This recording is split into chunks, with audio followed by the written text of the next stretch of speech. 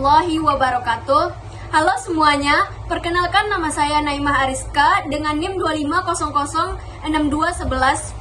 Baik, pada kesempatan kali ini saya akan membahas 3 topik penting dalam dunia pendidikan, yaitu yang pertama, perbedaan jalur jenjang dan jenis pendidikan menurut Undang-Undang Nomor 20 Tahun 2003.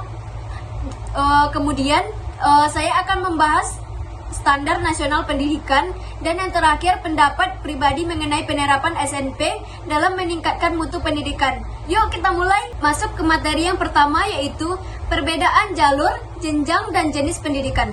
Dalam Undang-Undang Nomor 20 Tahun 2003, pendidikan di Indonesia dibedakan menjadi jalur, jenjang, dan jenis.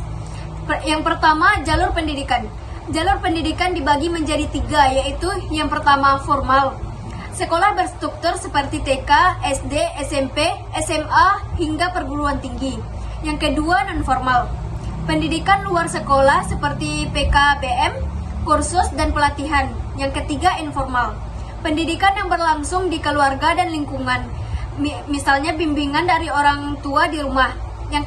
Yang kedua, jenjang pendidikan. Jenjang pendidikan menunjukkan tingkatan, contohnya PAUD, SD, SMP, SMA, atau SMK. Kemudian perguruan tinggi. Setiap jenjang memiliki tahapan perkembangan belajar yang berbeda. Yang ketiga, jenis pendidikan. Jenis pendidikan berkaitan dengan fokus dan tujuan, seperti yang pertama pendidikan umum, misalnya SD dan SMA. Yang kedua, pendidikan kejuruan, misalnya SMK. Yang ketiga, pendidikan kedinasan. Dan yang keempat, pendidikan agama dan sebagainya. Lanjut kepada materi yang kedua, yaitu dasar, fungsi, tujuan, dan prinsip standar nasional pendidikan.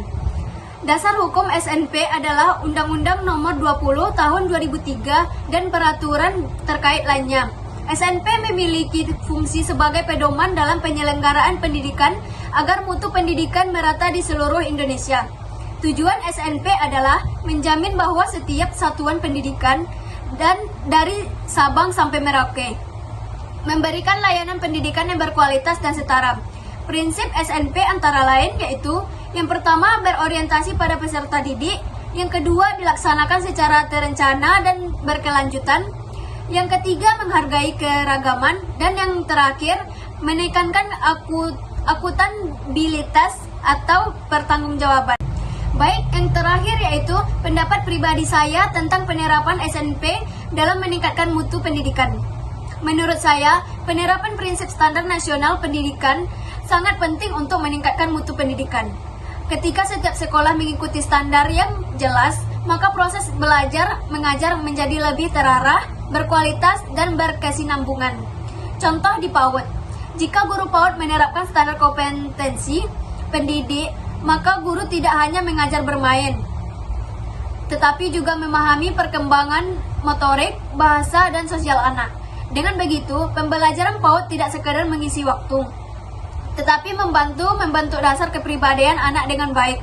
Dengan kata lain, penerapan SNP akan menciptakan pendidikan yang lebih bermutu, merata, dan relevan dengan kebutuhan peserta didik. Jadi, itulah penjelasan mengenai jalur, jenjang, dan jenis pendidikan, penjelasan standar nasional pendidikan, dan bagaimana penerapannya dapat meningkatkan mutu pendidikan.